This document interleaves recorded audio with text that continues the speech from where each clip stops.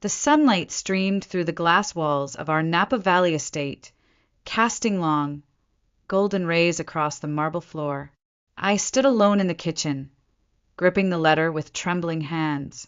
The words at the top read, "Congratulations." Below that, the seal of Stanford University shone like a symbol of everything I had fought for. My heart pounded, not with anxiety but pride. After years of staying up until 2 a.m., studying while everyone else slept, this moment was finally mine. "Mom? Dad?" I called, trying to steady my voice. "I got in. Stanford. I got in." Footsteps echoed down the hallway. My mother appeared first, pristine in her pressed cream suit, heels clacking against the tiles. Her expression was unreadable, almost cold. My father followed behind her, his phone still in hand, his tie loosened like he hadn't bothered to prepare for anything important. "That's nice," Mom said, her voice soft but distant. "Stanford is very competitive. Congratulations, Isla." I blinked. That was it. No jug, no smile? I looked at Dad, hoping for more. "We need to talk," he said instead. Something in his tone made my stomach twist. We walked to the living room, the one we only used for guests or serious discussions. The Stanford letter still clutched in my hand, I sank into the velvet armchair. My parents sat across from me on the long leather sofa. Dad rested his elbows on his knees and sighed. "It's about your college fund," he began. "We've made a strategic decision." I froze. That word, strategic, it always meant Ethan. "Your brother's startup has gained some serious traction," Mom continued. "He's working on a new battery storage system. If it works, it could change the clean energy industry." I didn't say anything. I already knew where this was going. "We've decided to invest in his company," Dad said. "All of it." I frowned. "All of what?" Mom looked away. Dad didn't flinch. "The full amount, $300,000. My breath caught. The room tilted slightly. You mean my college fund? The money you've been saving since I was born?" Dad gave a stiff nod. "It's an opportunity we couldn't pass up." "Ethan's project," I stood abruptly. "You gave everything to Ethan? Without even asking me?" "You'll just have to take out loans like everyone else," Mom said coolly. "Or maybe defer a year.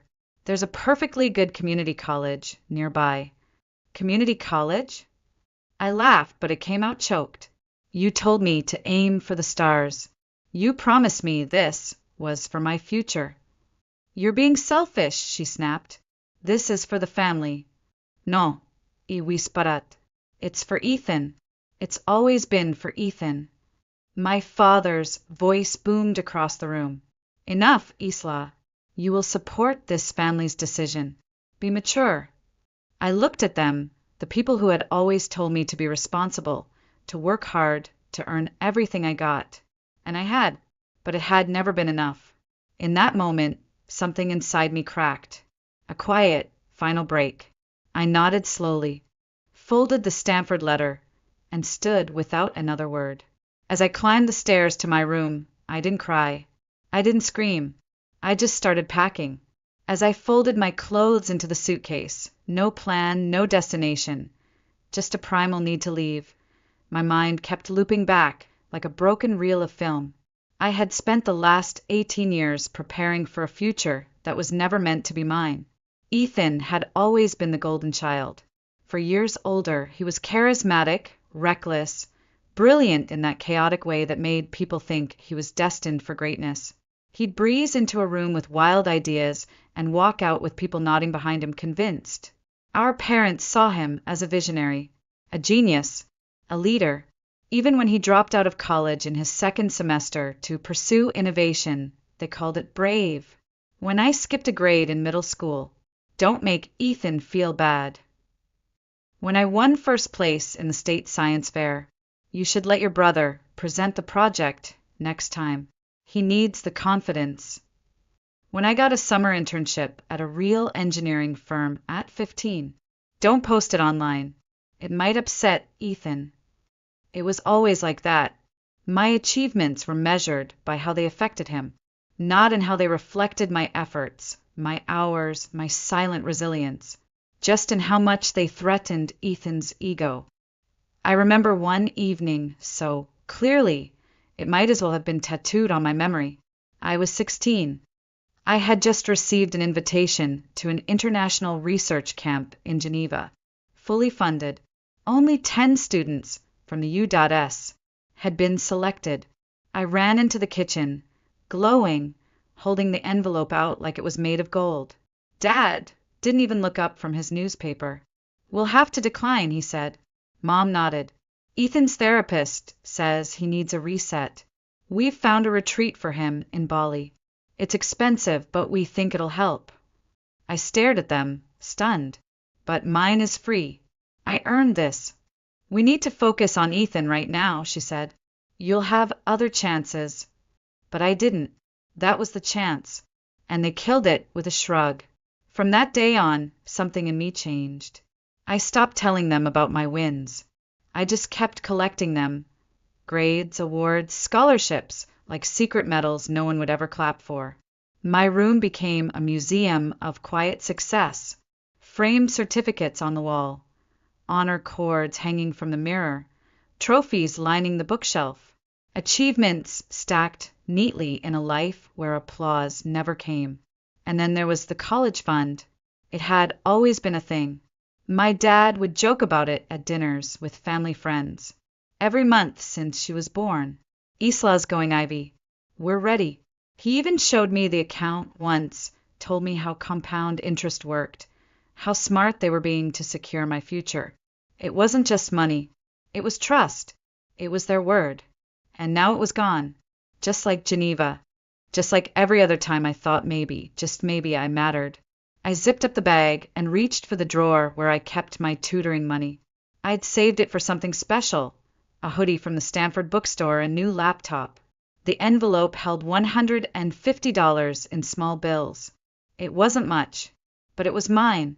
Underneath it, I found an old photograph. Me and Ethan, back when we were still kids, maybe 10 and 14. We were both smiling, holding hands in front of a science museum. I looked up to him once. I used to believe that one day, when he stopped chasing pipe dreams, we'd be friends. Siblings for real. Now I knew better. He wasn't the problem. They were. They raised me to believe in fairness, effort, justice. But they never practiced it. Not once. They built me into a woman they never intended to support. So I pulled my hoodie over my head, slung the backpack onto my shoulder, and took one last look at the room that had held 1,000 quiet victories. It didn't feel like a home anymore. It hadn't in years. No goodbye note. No guilt. Just one truth echoing in my chest. I was done being the backup plan. The bus ride to San Diego took 10 hours, but it felt like years. I sat in the back, hoodie pulled low, face pressed to the cold glass as the vineyards and valleys of Napa blurred into endless freeway. The letter from Stanford was still folded in my backpack, along with a few changes of clothes, my laptop, and the envelope with $150 in cash. My entire life, 18 years of dreams, effort, perfection, fit neatly under the seat in front of me. No one texted. No one called. Not even a "Where are you?" from Mom. I kept staring at my phone screen until the battery drained to black. Somehow that felt fitting. It was 2:17 a.m. when I stepped off the bus into the damp coastal air of San Diego. The station reeked of bleach and overcooked fries. A man in a sleeping bag mumbled something to himself near the vending machines. I pulled my bag tighter, walking fast like I had somewhere important to be. I didn't. The first motel I found was a squat building with flickering neon that said Ocean View, even though the only view was of a cracked parking lot. The receptionist, a guy in a tank top with greasy hair and sleepy eyes, barely looked at me. "Night rates $42. Cash up front," he said. I hesitated. That was nearly a third of what I had. But I nodded, slid the bills across the counter, and took the key to room 3B. The room smelled like mildew and burnt coffee. The bedspread had cigarette holes. The lamp tilted at an odd angle, like even it had given up. I sat on the edge of the bed and stared at nothing for a long time. I wasn't scared. Not exactly. It was something else. A hollow, echoing quiet. The kind that fills your chest when you realize you could disappear and no one would notice. I curled up fully dressed, hugging my backpack like it was the only thing still tethered to me. And maybe it was. By morning, I had a plan. I didn't need their money. I didn't need their name. I just needed a job. A block down from the motel, tucked between a liquor store and a surf rental shack, was a bakery called Sea Whispers. The air outside smelled like yeast and sea salt.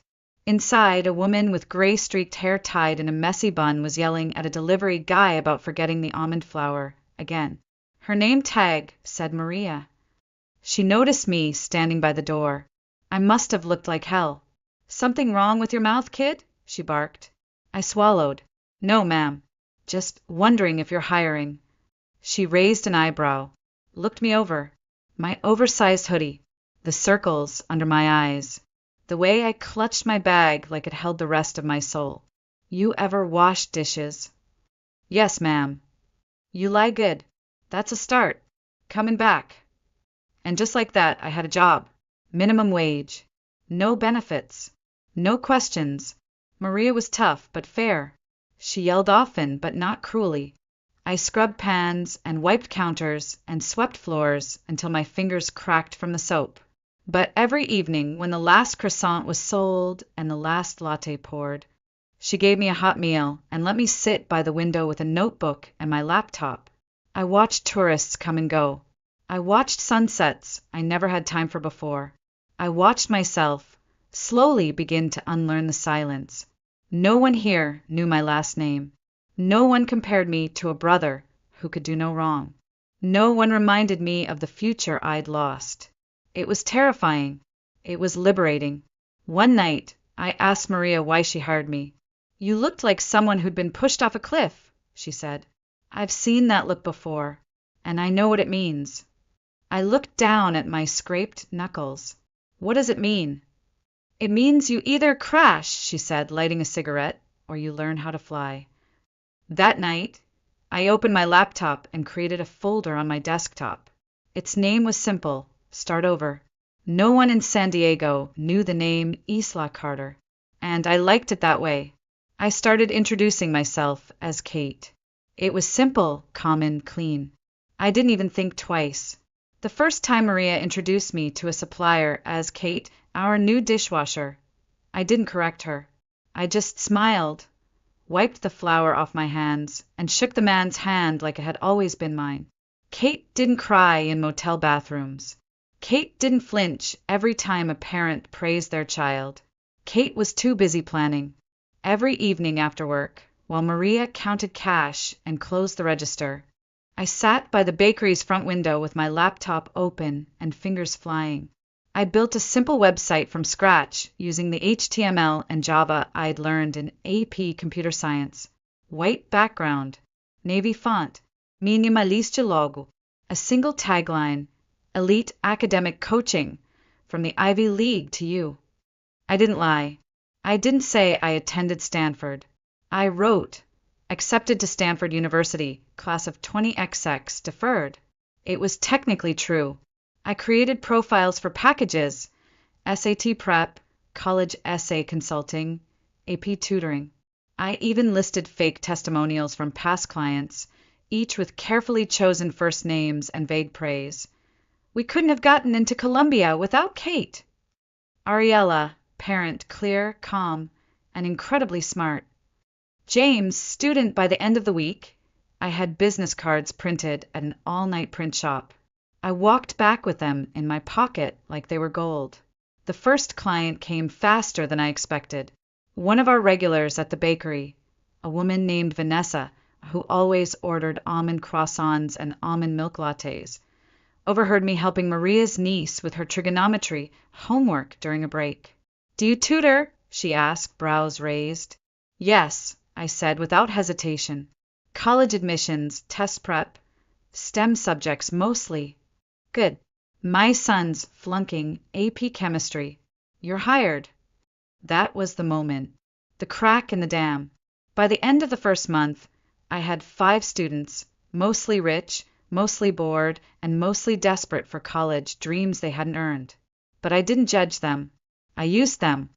Every mistake they made was another lesson I could monetize. I moved out of the motel and into a shared studio with 2 other girls who worked late-night shifts at a nearby hotel. We barely spoke, but that was fine. I wasn't there to make friends. By month 3, I was making enough to quit my shifts at Sea Whispers, though I still came in twice a week to help Maria with her books and inventory. She didn't pay me anymore. We developed a silent understanding. I helped her keep the bakery alive, and she helped me remember I was more than what they left behind. "You're good with numbers," she said one night as I recalculated supplier margins and optimized her delivery schedule. "But you're better with people. That's where the real power is." She was right. It wasn't just the tutoring. It was what the parents wanted from me. Hope, direction, someone who would tell them that their child, even with a 2.8 GPA and 0 extracurriculars, still had a chance at Yale, if they just worked hard enough. They didn't care about my name, or my family, or my pain. They only cared about what I could deliver. And I delivered. I began recruiting. Quietly. A girl who'd gotten into MIT but deferred.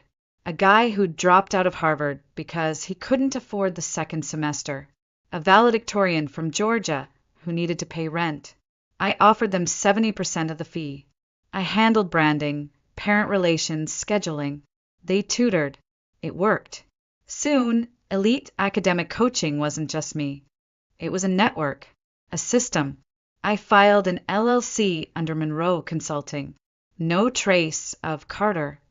No connection to Napa. Just Kate Monroe, 20 years old, CEO of a fast-growing education brand with a wait list of clients stretching from Los Angeles to Seattle. The world that had once slammed its door in my face was now letting me in through a side entrance. And I wasn't going to knock. I was going to build a new house. My way. It was late on a Thursday night when the past came knocking. I had just wrapped a session with a senior named Lucas who was applying early decision to Yale, and we were dissecting his essay about overcoming adversity that mostly involved not making the tennis team his junior year. I logged off Zoom, rubbed my temples, and opened my emails. Buried between client inquiries and tutor schedules was a message flagged important from my financial analyst, Marcus. Subject: New investment opportunity urgent, look attached. An executive summary and debt profile for Carter Tech Energy Solutions. My heart stopped. I hadn't seen that name in over a year. I hadn't spoken it in almost 2. I clicked. The file opened with a simple header, Confidential Internal Review Investor Package, and there it was. My father's company. The pride of Richard Carter. The legacy Ethan was supposed to modernize with his vision. Except the numbers told a different story. The valuation had plummeted 60% in 18 months. A failed partnership with an energy startup in Berlin had cost them $12 million. Their flagship product, a next-gen battery unit, was stuck in legal limbo over intellectual property violations. My breath hitched when I saw the project name. Project Atlas. No, it couldn't be. That was mine. I'd developed a version of that exact storage system, cleaner, more scalable, more stable, for a private energy firm 6 months ago. My design, my equations, my simulations. It had become the backbone of Blue Nova Systems, a subsidiary I'd helped fund under Monroe Ventures. And now Carter Tech was pushing an inferior, barely functional copy. Ethan's signature was on the proposal. He'd stolen the concept. Or tried to. Sloppily. The file went on to detail mounting debt, investor losses, and a desperate need for a capital injection. They were seeking $50 million to avoid total collapse. The final page listed potential investors, a short list of tech firms, venture capital funds, and Monroe Holdings. I leaned back in my chair, staring at the name I'd chosen years ago to break from the family that discarded me. They didn't know. They couldn't possibly know that Monroe Holdings on paper a faceless conglomerate, was run by the girl they'd once told to be practical. They were circling the drain, clutching at anyone who might save them, and they were about to ask me for help. I closed my laptop slowly, letting the weight of it all settle. The irony would have been laughable if it hadn't been so deeply satisfying. After all the begging I'd done at 16 just to be seen, to be valued, not praised, just heard, now they needed me more than I ever needed them. I thought about letting them drown. Let Ethan choke on the ashes of his genius. Let my father watch his empire collapse. Let my mother taste what it was like to be told no for the first time in her life. But something inside me shifted. No, that wasn't the plan. Letting them fall wouldn't be enough. I wanted them to see me, not as the daughter they dismissed, but as the woman they never thought I could become. The woman who held all the cards, quietly, completely. I picked up my phone and called Marcus. Set up a meeting, I said, but keep the Monroe name on the paperwork. I don't want them to know who I am. Not yet. He paused. Any conditions? I smiled to myself, eyes fixed on the screen where Ethan's signature glared back at me like a child's crayon scribble. Not yet, but trust me, there will be. The elevator doors opened with a soft chime, revealing the same glass corridor I had walked down so many times as a child, back when I still believed this building represented something permanent. Carter Tech headquarters hadn't changed. Same gleaming floors, same self-important marble statue in the lobby, same receptionist desk where I once waited while my father gave bored presentations behind closed doors. Only this time, I wasn't here to be ignored. I was here to take everything back. The assistant assigned to escort me, young, nervous, clearly new, called me Miss Monroe with such respect it almost made me laugh. She offered to take my coat. I declined. I wanted them to see me exactly as I was, sharp-angled navy blazer, silk blouse, heels that echoed with every step. The kind of woman, my mother once said, tried too hard.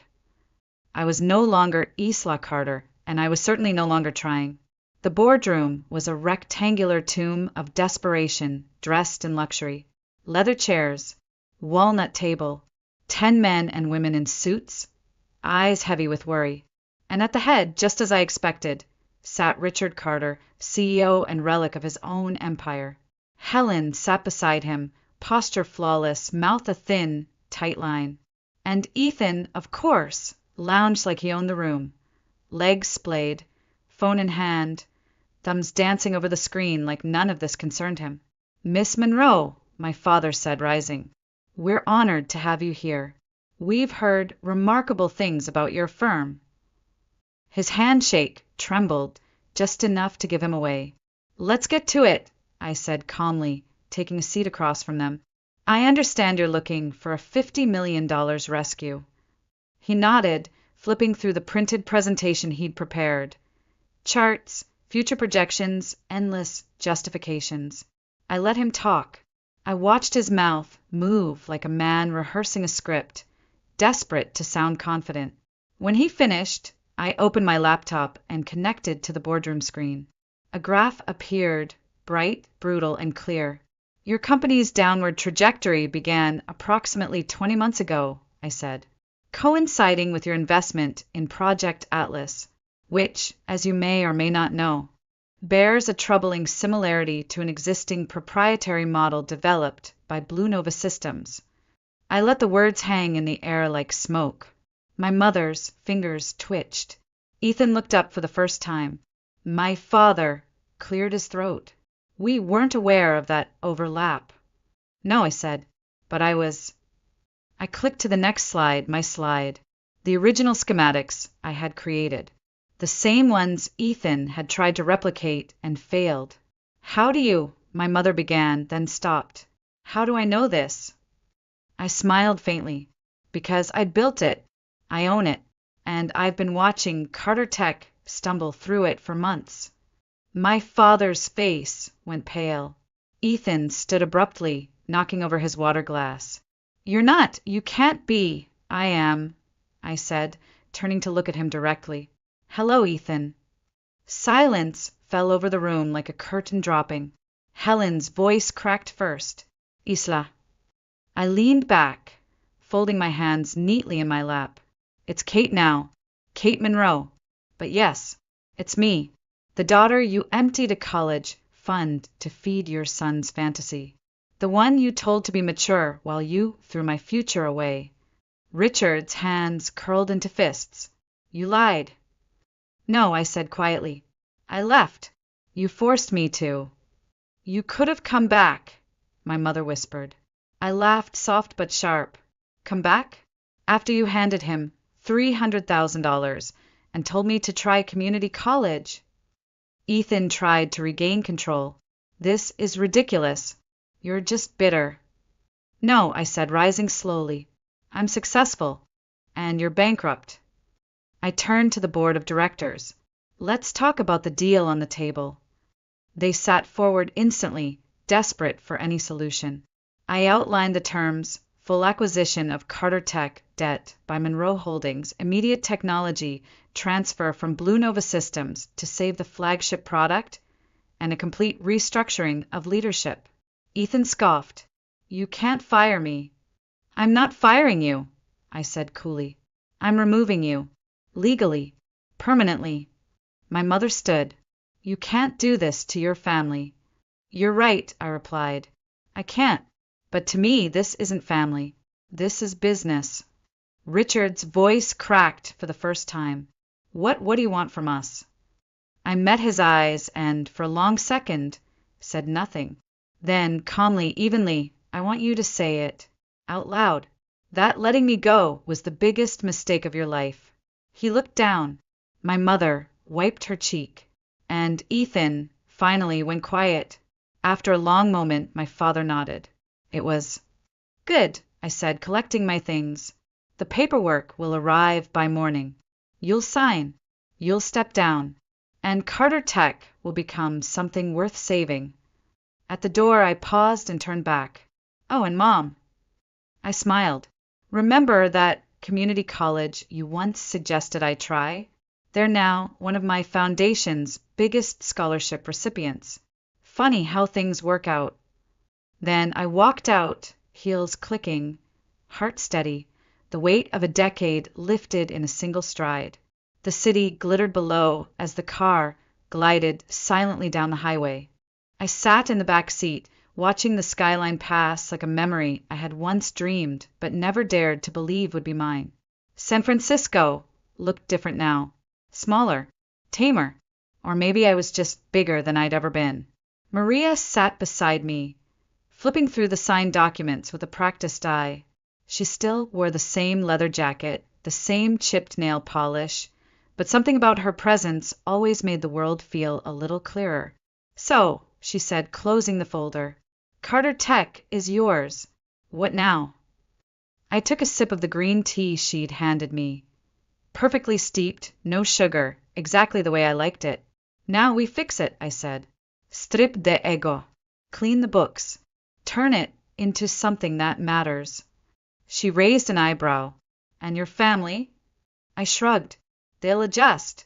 Or they won't. Either way, it's not my responsibility anymore." The truth was, I didn't need their approval. Not anymore. The power I held now wasn't in their hands.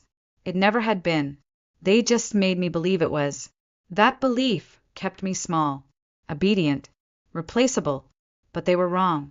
In my office, framed neatly on the wall, hang 4 things. The Stanford acceptance letter I never got to use. My first business license under the name Monroe Consulting. A photo of the storefront of Sea Whispers with Maria standing in front, smiling and holding a tray of croissants. And a cheap plastic name tag that reads, Kate Dishwasher. Each one tells a different story of the girl I was, the woman I became, and the journey no one planned for me, least of all my family. Sometimes I wonder if I would have built all this had they supported me. If they'd said, "We believe in you, Isla," would I still have found the fire? Maybe not. Maybe comfort would have made me complacent. Maybe love, or the illusion of it, would have made me stay. But they didn't, and I didn't. And that made all the difference. Because I didn't just survive. I didn't just succeed. I built something bigger than them, bigger than their expectations, bigger than their legacy. I built something of my own. And every time they see the name Carter Monroe Technologies on a magazine cover or a news segment or a stock ticker climbing higher and higher, they'll remember the girl they told to try community college. The girl they never looked back for. But I won't look back either. Not in bitterness, not in anger, only in quiet triumph. Because in the end, the best revenge wasn't taking anything from them. It was proving once and for all that I never needed them to begin with.